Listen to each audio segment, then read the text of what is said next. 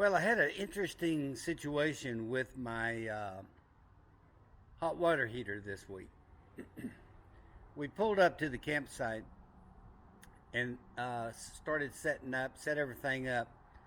There was probably a 30 or 40 mile an hour wind hitting this side of the RV. And I went in and turned on the hot water heater for gas, and it fired off, and it immediately went off, and then it fired again and heated for just a short period of time, and the wind was blowing so hard that it went out. And so what ended up happening is what I'll show you next. I guess there's a safety mechanism built into this hot water heater. This is an Atwood 2021 hot water heater. Standard hot water heater, not a demand hot water heater. And what happens is, if the hot water heater senses that it can't function with the gas because it keeps going out due to the wind, what it does is it blows this little capacitor, which is the main power supply and the sensor for the thermostat.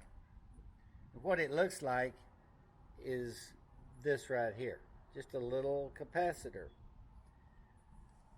So I was able to stop by my RV dealer, and the technician was telling me about it, and he unplugged the capacitor and plugged this wire right here, straight into where the capacitor is plugged in, back in here. And the hot water heater fired right off. So at that point, he knew that this capacitor was bad and had functioned just as it was designed to be functioning. What he told me, he put a brand new capacitor in it, bam, no problem at all. But what he told me, which I thought was very interesting, which I want to pass on to you guys, is he said, if for some reason you set up and you start your hot water heater on gas and the wind is blowing as hard as it was blowing against the hot water heater, and of course it was going into the vent, he said the best thing to do is not fire it off with gas, but yet start the hot water heating with electric. And this particular hot water heater has the function of either gas or electric.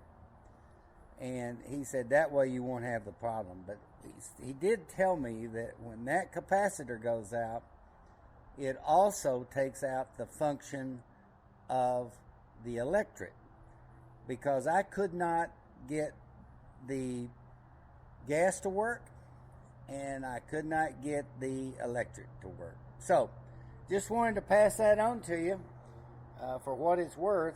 If you got a lot of wind blowing against the side where your hot water heater is, do not start it with gas, or you may have the same problem I had. Start it with electric. Everybody have a great day.